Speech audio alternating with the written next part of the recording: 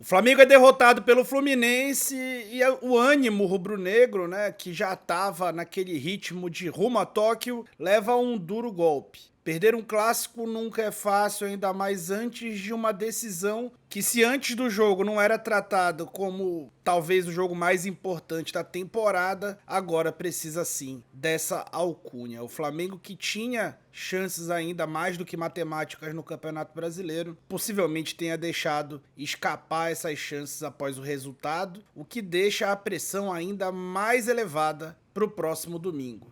Para piorar, o seu adversário venceu e venceu bem, e a empolgação deve estar grande do outro lado da Dutra. A derrota para o Fluminense teve bastante componentes táticos que foram decisivos para que ela ocorresse. E esse vídeo vai esclarecer absolutamente todos eles, ou pelo menos aqueles mais decisivos. E sem dúvida é decisivo para que você passe a compreender mais o jogo e, quem sabe, possa trabalhar no futebol o estudo da parte tática do jogo. Você pode começar os seus estudos aproveitando a maior promoção da história desse canal. R$ 97,00, pagamento único para você fazer um curso completo e ganhar um diploma em análise de desempenho. Aproveite a promoção do Laboratório do Futebol, que é exclusiva aqui para os inscritos do canal do Falso 9. Então aproveite essa, que é a maior promoção da história desse canal e a maior promoção de cursos de análise de desempenho desse país. O curso mais barato desse país. E é um ótimo curso do Laboratório do Futebol. Então aproveite o curso Explorando o Jogo, clicando no link que está na descrição do vídeo e no comentário fixado. Por aqui, como sempre, vamos falar sobre tática sem tatiquez.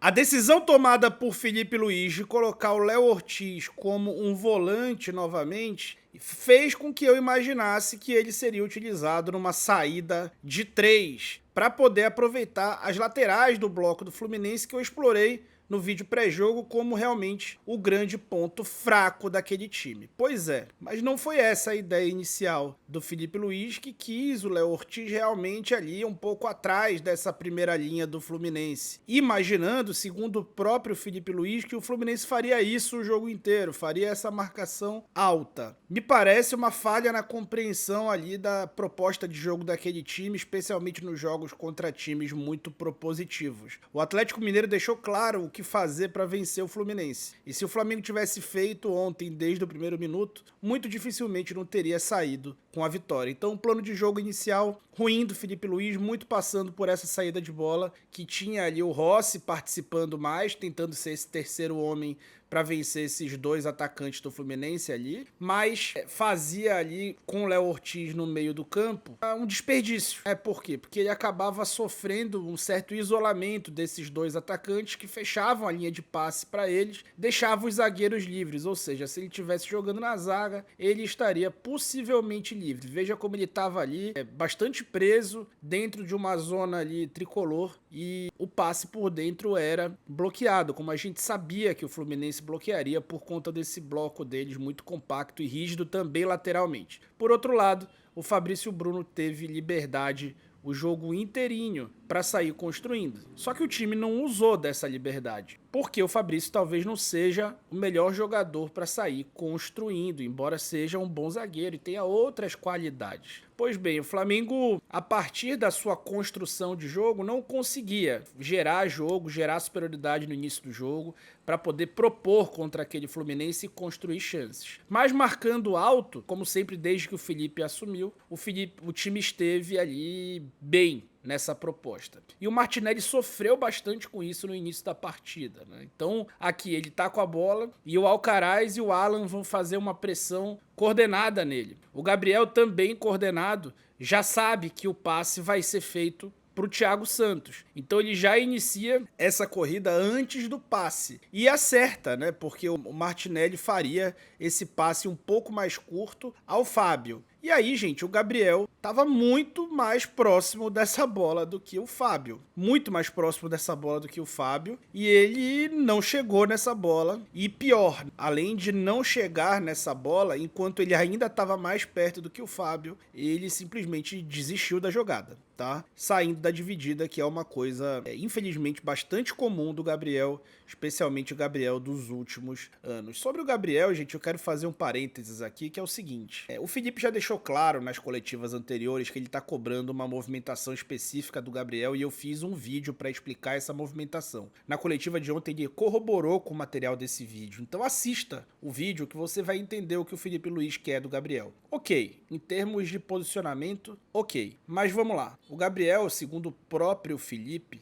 ele tá muito abaixo fisicamente. O arranque dele, que antigamente chegava a picos ali de 35 km por hora na arrancada, nessa aceleração curta que faz o facão, e que poderia ter feito ele chegar nessa bola também, não tá nem perto disso, tá? Não tá nem perto disso. E aí fica a pergunta, ele teve 10 dias já sabendo que era titular, já sabendo que tem um técnico amigo dele que aposta na titularidade dele. Por que o senhor Gabriel não aproveitou esses dias aí para aprimorar essa parte física, aprimorar essa explosão, ficar mais rápido, fazer treino de força, fazer uma dieta, sei lá, né, tomar um lactopurga, mas fazer alguma coisa para ficar um pouco mais rápido? Será que o Gabriel quer tanto quanto o Felipe retornar ao auge? Será que o Felipe não tá querendo recuperar o Gabriel mais do que o próprio Gabriel tá querendo se recuperar? Pois bem, vamos voltar para a análise do jogo. Essa jogada me impressionou negativamente muito, muito mesmo, porque era um jogador numa outra rotação dos demais e esse não foi o único lance que trouxe alguma indignação. Na segunda bola desse lance, o Alan tenta chutar e o Flamengo não consegue finalizar, né? O chute é bloqueado. Na sequência, o Fluminense tenta sair de novo e aquela mesma coordenação é feita, né? O Flamengo consegue, com Alan e Alcaraz, de novo, conseguir fazer uma recuperação de bola frente ali ao Bernal. E ali o Bruno Henrique tabela com o Gabriel, uma tabela involuntária, né? Porque ele jogou uma pedrada no Gabriel, que jogou uma pedrada nele e acabou dando certo. E a finalização foi na mão do Fábio. Depois o Flamengo ainda teria mais uma oportunidade a partir dessa marcação alta individual, já ali mais organizado para marcar alto e não a partir de um perde-pressiona. Essa marcação alta individual funciona bem, o Alcaraz recupera essa bola, né, e faz uma finalização que o Fábio tentou um golpe de vista à la Tafarel em 96 e infelizmente esse golpe de vista poderia ter sido pior sucedido, né? Acabou a bola batendo nele e indo pra fora e não pra dentro do barbante, né? Seria um gol importante pro Flamengo, que estava melhor no jogo, embora não estivesse fazendo um bom jogo ou não estivesse fazendo o jogo correto, mais do que isso. O Fluminense, que inicialmente tentava fazer aquela marcação um pouco mais alta, naturalmente não conseguiria mais, e a gente já tinha falado disso. Então o espaço pro Léo Ortiz até apareceu, começou a aparecer. E ali ele conseguiu fazer os ótimos passes que ele normalmente faz, porque ele é craque. E assim é. E aí, numa jogada que, na única jogada que foi construída corretamente com o Léo Ortiz nesse posicionamento, o Gabriel ficou impedido assim por 1 metro, num lance assim assustador. Tá? Assustador. E acabou atrapalhando a jogada. Que tinha alguma fluidez, ele podia estar atacando esse espaço aí, recebendo o passe. Lá pros 22 minutos do primeiro tempo, ou seja, metade do primeiro tempo perdido, finalmente, o Léo Ortiz passou a fazer a saída de 3, como a gente tinha sugerido. Fazendo essa saída de 3, o Flamengo conseguiria balançar esse bloco do Fluminense, que é muito compacto lateralmente. E aí ele conseguiria fazer o Fluminense ceder território pelos lados desse bloco, pela lateral desse bloco. E não foi diferente. Na primeira tentativa, né, que essa jogada desse certo, o time foi progredindo, foi empurrando o Fluminense para trás com uma certa tranquilidade. Tá? Joga a bola pra frente, volta um pouco, mas coloca os caras pra trás. O Alan lê bem o espaço entre os adversários do Flamengo e o Léo Ortiz, como sempre, coloca uma ótima bola por dentro, né, nesse entrelinhas, e aciona o Alan, que vai dar também um lindo passe pro Wesley, que assume ali e já pede a bola na frente. O Gabriel tá fazendo o posicionamento correto agora, segurando os dois zagueiros, e o Wesley pede essa bola na profundidade, o Alan acerta um lindíssimo passe, tá? Nesse momento. E aí a bola vai pro Wesley. E o Gabriel, gente, ele tá com o campo inteiro à frente, não tem ninguém bloqueando a corrida dele. O Wesley já armou o cruzamento, vai colocar a bola ali na frente pro Gabriel completar. E o Gabriel não chega na bola, tá? Isso é um gol perdido que não aparece no scout, tá? Mas essa bola, ele tinha obrigação de completar. E o Fábio não chega na bola, no rebote, o Bruno Henrique finaliza para a defesa do Fábio, já uma finalização sem ângulo e tudo mais, mas assim, por que o Gabriel não chegou naquela bola? De novo, como não chegou na bola contra o Peñarol e etc. Então vamos lá. O Flamengo voltou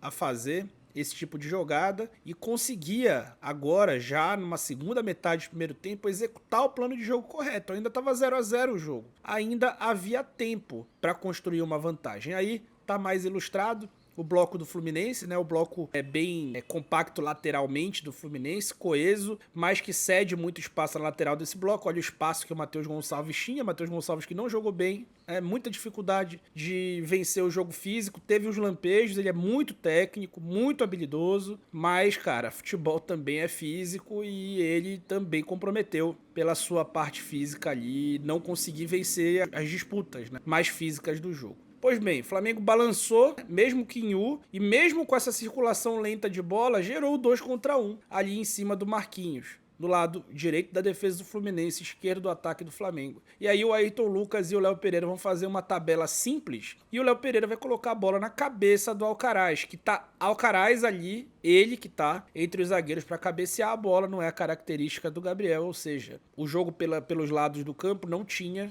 um cabeceador que não fosse o meio de campo. E aí isso também é uma deficiência do plano de jogo, querendo ou não, né? Você tinha um jogo propício para ter um cabeceador. O Ayrton ofensivamente ali trazia até sentido, mas você não ter ali um cara que soubesse ajudar de alguma maneira no ataque, comprometeria, né? Comprometeria o jogo. E aí, no fim do primeiro tempo, numa jogada fortuita ali, o Fluminense coloca uma bola enfiada, o Martinelli coloca pro Marquinhos essa bola, e o Ayrton Lucas, o Flamengo tá com a linha dele íntegra ali, bastante compacta lateralmente também, para dificultar essa enfiada. O passe do Martinelli é belíssimo, mas o Ayrton Lucas tenta antecipar num lance que talvez o risco para antecipar fosse muito maior do que o benefício caso ele conseguisse antecipar, tá? E para piorar, ele entra com o pé mole nessa antecipação, então essa bola fica pro Marquinhos e depois a arbitragem vai inventar um pênalti, né? Constrangedor, né? Vai inventar um pênalti constrangedor. Isso acontece com maior frequência quando um time grande tá na zona do rebaixamento, mas foi constrangedor o pênalti assinalado pelo VAR, não tinha intensidade apesar de ter havido contato, nenhuma intensidade, a bola já estava presa, já estava atrás do Marquinhos,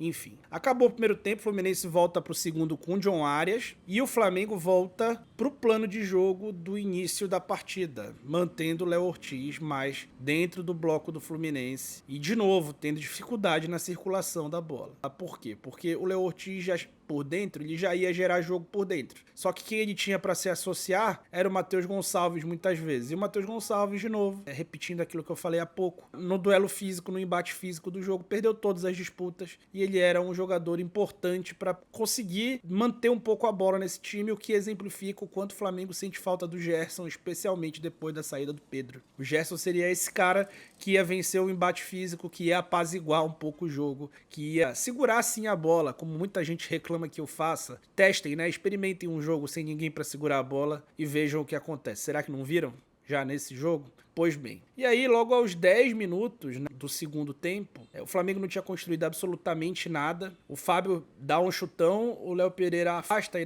nessa terceira bola ela vai ficar pro Ayrton Lucas. O Ayrton Lucas, quando consegue recuperar essa bola ali corretamente, ele tá cercado por 4 jogadores do Fluminense. Nessa hora, o jogador tem que ter o mínimo de lucidez para fazer uma inversão. O Wesley tá completamente livre do lado oposto para inversão, tá olhando para jogar, tá pronto para receber essa bola no espaço. O Léo Ortiz do lado dele, tá completamente livre. E aí ele vai tentar fazer sei lá o que, gente. Sei lá o que ele vai tentar fazer. Vai perder a bola. E aí ele vai fazer o perde-pressiona, tudo bem. E quem fica para fazer a cobertura dele é o Alan. Então o Alan fica para fazer a cobertura dele. Só que quando o Alan fica para fazer a cobertura dele, notem que tem 3 jogadores já entre os dois. E aí o Bruno Henrique não tá nem na imagem. Ou seja, tem 3 jogadores entre os dois. O Ayrton Lucas subiu. E agora? Tá? E agora? Pois é, ele não consegue recuperar a bola, tampouco faz a falta, e aí a bola chega no Paulo Henrique Ganso. Notem como o Alan tá marcando o John Arias. E o Ganso vai ser gênio nesse passe de calcanhar e vai conseguir alcançar o Cauã. Só que essa bola no Cauã, ela também era recuperável, né? Por quê? Porque o time tem obrigação de ter cobertura, né? Cobertura curta até. Não é uma cobertura tão complexa essa. O Alan deixa, né, o Arias para tentar correr atrás do Cauã, mas o cara que tem que combater o Cauã não é o cara que já tá atrás dele, porque ele é um jogador rápido. Quem tem que ser rápido e dar o bote é o zagueiro que está na cobertura. Por mais que ele tivesse ali com o Lima, é natural que a defesa vá bascular, ela vai toda bascular para o lado. Então, o correto seria Fabrício corre para marcar o Cauã ou abafar o cruzamento, o Wesley corre para marcar o Lima, assim como o Léo Ortiz também estava ali para marcar o Lima. O Fabrício fica correndo em linha reta, sem fechar o ângulo do cruzamento, sem marcar o Lima, ou seja, não fazendo absolutamente nada, não fica nem entre o jogador e a baliza, ou seja, faz uma movimentação completamente estéril, ele que é tão rápido, não dá bote, faz uma movimentação completamente estéril e aí o passe para trás deixa o Wesley completamente vendido, a bola descoberta também. Poderia ter feito alguma coisa melhor? Talvez. O Léo Ortiz poderia ter voltado mais rápido? Talvez. Mas, enfim, Ayrton Lucas e Fabrício Bruno, por motivos diferentes, foram os principais responsáveis pelo gol, além, lógico, da proposta, né? A proposta, ela também tem culpa, e o Felipe admitiu isso. Só que eu acho que a proposta não precisa ser mudada. O time tem que jogar pra frente mesmo, tem que ficar exposto mesmo. E essa cobertura curta tem que acontecer. O jogador é rápido pra isso, né? Pra poder fazer esse tipo de cobertura. Pois bem, logo depois desse gol, o Renato Gaúcho assinaria o que o Flamengo começou a executar, assim como aconteceu no primeiro tempo contra o Peñarol no jogo de ida. Depois do gol, o Flamengo se perdeu completamente emocionalmente, e aí o jogo ficou igual ladrão de carro, é só ligação direta, né? O Rossi começou a acionar direto ali, os atacantes em péssima fase, né? e muito mal começaram a errar passe, até o Bruno Henrique, que mesmo em má fase consegue ser mais útil, e aí o time começou a ficar descompacto, porque era um 4-2-4 basicamente, os 4 da frente erravam tudo, e aí essa jogada pressionava o meio de campo. Por quê? Porque ficava um latifúndio no meio de campo. E aí, a partir desse latifúndio, o Fluminense começou a ter espaço, o Paulo Henrique Ganso começou a ser o dono do jogo. O Arias vai voltar essa bola, e mesmo depois do Arias voltar essa bola, o Flamengo vai ter mais uma oportunidade. E aí o Gabriel mata essa bola completamente errado, ao invés não mata essa bola, mantém ela viva, ressuscita a bola. Ela volta para a disputa que tá 3-1 do Flamengo. O Flamengo perde essa disputa ali com Alan, Léo Ortiz e Gabriel. E aí o Ayrton Lucas vai saltar a pressão, deixando o Ganso livre ali do lado. Ok, tá? Ok, ele tinha que fazer isso, achava que ele tinha que pelo menos fazer a falta ou ir mais forte na jogada, mas ok essa movimentação. O Léo Pereira corretamente vai fazer aquilo que o Fabrício Bruno não tinha que ter feito no lance anterior e vai querer fazer a marcação mais aberta. Só que ele tem por dentro 2 jogadores também para cuidar. De todo modo, ele divide bem a referência e vai marcar o Paulo Henrique Ganso. Só que aí, às costas dele, já vai aparecer o Martinelli e faltou ali o Alan acompanhar mais de perto essa jogada, ou o próprio Léo Ortiz, que poderia ter acompanhado também. E aí, esse passe para trás acontece. O próprio Ayrton Lucas também fica um pouco assistindo, poderia ter fechado, né, esse passe. E aí o Arias vai fazer o segundo gol, que é muito mais culpa da proposta do que de qualquer jogador. Provação, momento de dificuldade. O primeiro deles. Assim foi o primeiro Fla-Flu de Felipe Luiz. Hora de provar o gosto da realidade. Realidade que impõe a ele e também impôs a todos os seus antecessores a necessidade de levar um time a campo sem nenhum meio-campista titular, por conta de uma data FIFA absolutamente estúpida. Hora de entender que, apesar desses desfalques, o Flamengo experimenta o verdadeiro apocalipse que ocorre a cada derrota. E como tem sido frequente perder, não por sua culpa, mas perder tem sido muito frequente e você odeia, eu sei. O trabalho, Felipe, é promissor, pois tem muitas boas ideias e é capaz de pacificar o turbulento ambiente do Flamengo por ter você como um ídolo, como comandante após esse infernal ciclo de demitir e responsabilizar apenas técnicos, enquanto quem os ordena passa incólume, assim como quem os é ordenado por. Ou seja, atletas e diretoria raramente recebem a cobrança que deveriam. Cai tudo nos ombros do técnico. Hora de você experimentar isso aí, Felipe. É promissor, promete, mas o que promete também precisa cumprir. Afinal de contas, segundo Aurélio, provação é também o ato ou o efeito de provar. Provar que é possível entregar um bom trabalho, provar que já pode ocupar um cargo de tamanha pressão apesar da inexperiência, provar que é capaz de gerir um grupo de amigos. Hora de refletir, pois o que estava rumo a Tóquio agora pode estar prestes a se tornar um inferno, pois não há nada nem ninguém no ambiente Flamengo que esteja preparado para perder até o seu potencial prêmio de consolação, que seria a Copa do Brasil. Falando em reflexão, Felipe, aí vai uma boa pra você. Quantos jogos Gabriel Barbosa vai precisar pra tentar se recuperar? É claro que ele não foi o único responsável, mas fica complexo conseguir jogar futebol tendo na sua equipe alguém que parece até tentar, mas não conseguir ajudar de maneira nenhuma. Afinal de contas, isso é sobre o Flamengo? Isso é sobre a sua carreira de técnico ou é sobre recuperar o Gabriel? Ele, que passou tantos dias sem jogos, quer tanto essa recuperação quanto você parece querer, Felipe? Será que ele quer tanto quanto você? A telemetria e o GPS te contam qual história? Pois a impressão é de que houve piora física e um jogador ainda mais lento que tinha na sua explosão talvez a sua única qualidade. Ficam as perguntas e os questionamentos a quem, sim,